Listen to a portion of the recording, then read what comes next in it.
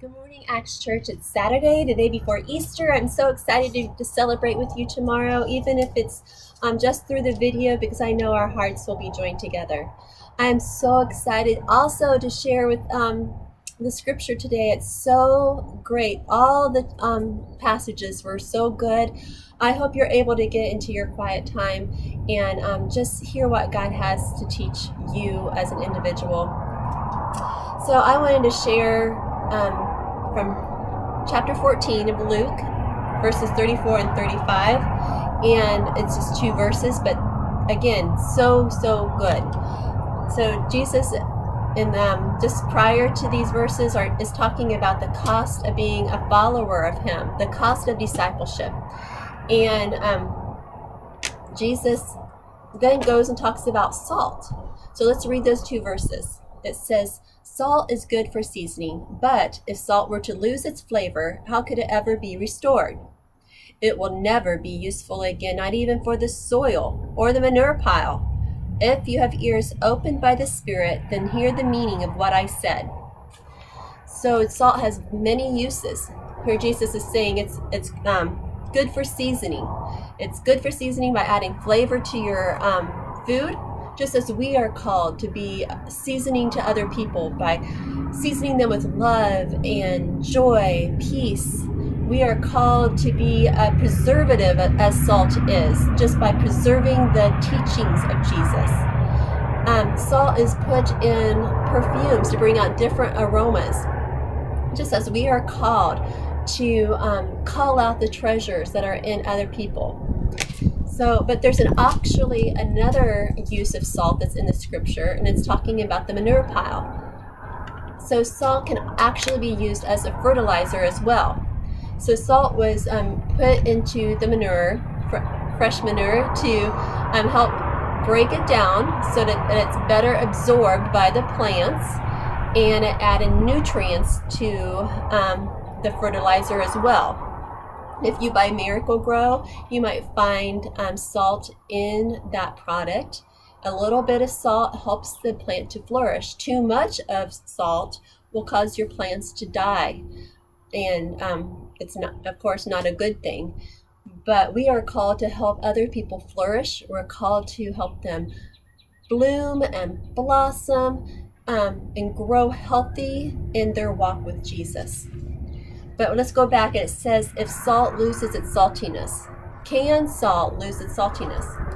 Yes, salt does lose its saltiness when there is an allowance of other substances. So let me explain. If I'm making a big pot of stew, and I have all my seasonings in it, and my broth, and my vegetables, and I'm cooking for 5 people, but then I find out, hey, 5 more people are coming. And so I start adding ingredients to my pot, but I don't add any more seasoning. Well, then when I go to taste it, you're not going to be able to tell that you have any salt in there. Because when salt is overpowered by other substances, then it doesn't have the ability to do as God intended it to. Let me say that again. When salt is overpowered, it loses its ability to perform as God intended it to. So what are you allowing in your life that may be causing you to not perform as God intended you to? Maybe it's you are allowing the fear of men and what they think of you. What do other people think of you? And that keeps you from stepping out and doing something. Maybe it's greed. Maybe you're so worried about not having enough money. Or maybe it's just the love of anything, pleasures of this world, or maybe a person put before Jesus. So the phrase to lose its flavor actually means to be foolish.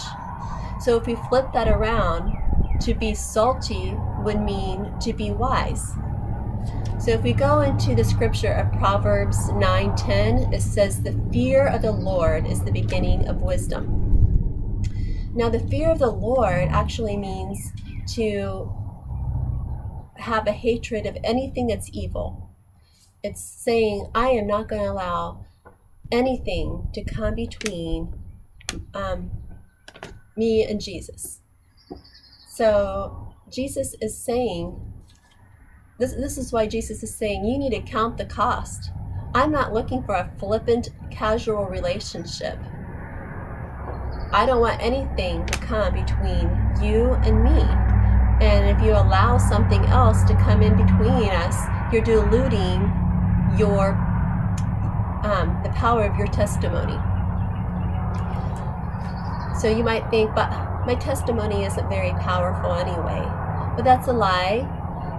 And just as salt is mined, in the Bible times it was mined with the minerals around it, and it created its own unique flavor. Just as your past, your personality, your weaknesses, your talents help you to have your own unique flavor. So you're not gonna give somebody else the same advice or the same encouragement that maybe I will, because you have a totally different background and personality than what I have. You are unique, and we all need each other. So I want to caution you first, if there's anything that you are allowing to weaken your testimony of Jesus in your life, then God can restore that, and He wants to. Secondly, I just want to remind you that yes, if you are a follower of Jesus, you are His disciple, and you are called to be salt. You are called to flavor other people. You are called to preserve, and you are called to help others grow in their walk. So I just want to thank you for listening. I hope you all have a great weekend and happy Easter. Bye-bye.